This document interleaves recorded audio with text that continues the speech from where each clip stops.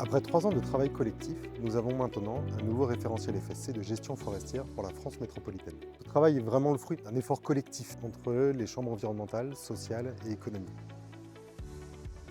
Alors, le processus n'a pas toujours été simple. Les débats ont parfois été vifs, animés, sur des sujets complexes et avec des visions vraiment différentes de la gestion forestière. Mais c'est précisément ce dialogue qui fait la force du référentiel. Le résultat est ambitieux et vraiment à la hauteur des enjeux auxquels font face les forêts françaises à l'heure actuelle. Alors, les modifications apportées au référentiel FSC, elles témoignent en fait de l'évolution du travail du gestionnaire forestier qui adapte sa sylviculture aux enjeux actuels, comme par exemple le changement climatique et le regard de la société civile. Au niveau de la Chambre économique, on a été assez sensible aux impacts tant des nouveaux indicateurs. Et ce que nous voulions, c'était vraiment que la certification FSC puisse rester accessible à tout propriétaire forestier qui est désireux de s'engager dans une gestion durable de sa forêt, et ce, quelle que soit la taille de sa propriété.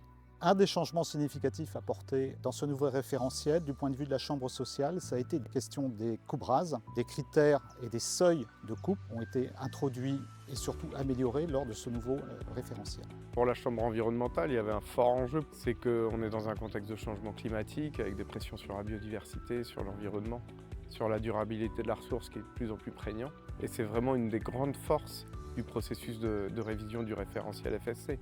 C'est que ça nous a obligés tous à chacun de bouger nos lignes pour pouvoir trouver ce consensus et avancer ensemble dans la même direction. Le FSC était déjà en avance, pourrait-on dire, avec les hautes valeurs de conservation, avec tout un ensemble de choses pour la prise en compte de la biodiversité.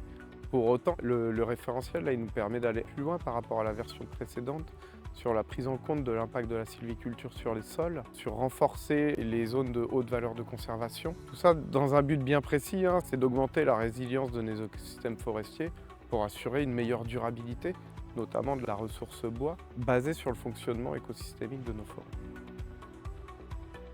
Les discussions entre les chambres, elles étaient réellement basées sur l'écoute et le respect mutuel, et aussi la compréhension des différents blocages que chacun pouvait rencontrer, qui a permis d'obtenir un large consensus sur la majorité des indicateurs. C'est vrai qu'on avait chacun des points de vue un peu opposés et qu'on a fini par se mettre d'accord. Et je pense que personne n'est parti frustré de ces discussions. Et on s'est retrouvé par exemple dans des situations où les chambres sociales, environnementales et économiques ne parvenant pas à se mettre d'accord, on s'est tourné vers FSC pour leur demander « mais qu'est-ce que vous souhaitez ?»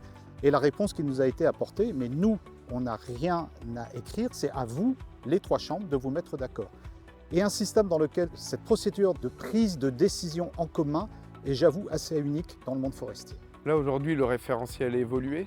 Il peut paraître complexe, mais il permet en tous les cas de se poser les bonnes questions pour pouvoir adapter les choix sylvicoles qu'on va faire dans nos forêts à assurer de la durabilité à la fois environnementale, économique et sociale. Plus que jamais, la forêt a besoin d'engagement fort.